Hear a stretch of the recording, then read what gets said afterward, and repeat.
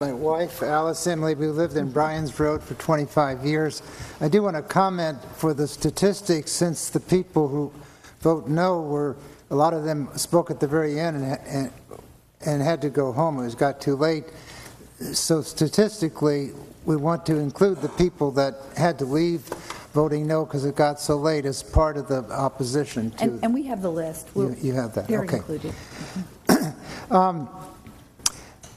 Over the past few years, when I've been in the waiting room or in a line and I decide to talk to somebody next to me and I find out, oh, he's a farmer or she's a farmer, and then I ask them, what do you think about losing your property rights if this comprehensive plan goes through? And they said, oh, we're not farmers in order to make money by having our land go over to developers. That's happened about 8 times.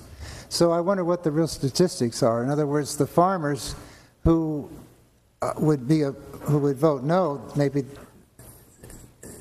it would be nice to see what the actual statistics are. Maybe they're half the farmers or most of them. In my experience, they're all of them. Mike Callahan and another individual Audubon Society mentioned the Nanjamoy was an important bird area. It's right next to the Mattawoman. And it is also, in terms of plants and snails and frogs and toads and mushrooms and so forth, an extremely important area. The Sierra Club had its jamboree this year at Camp Lions Merit, a Girl Scout camp in part in the Nanjamoy. And we had a birder lead there were 130 people attending the jamboree, and many of them went on a bird walk. 15 species of birds, 47 species of plants. I wrote it up today from the notes of everybody.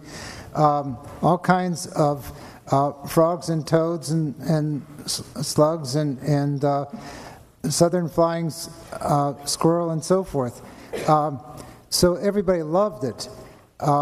Similarly, today I had at the Indian Head Senior Center, I led about 10 seniors out to look at a cattail swamp, and they loved the sumac that Indian lemonade was made from by the Indians, and the calico aster is still in bloom. So there's nature out there. I wanted to say that one of the biggest threats of this comprehensive plan is fragmentation, breaking lands apart so they can no longer migrate back and forth. Half the species in any small area are what we call source species. What they need is always there. The other half are sink species. They have to have a way of coming back. Plant and animal wildlife migration corridors. The program Open Space program of the state of Maryland they buy land with program Open Space funds to maintain corridors, and now it's so much worse with climate change. Thank you, sir. Thank you. And good point.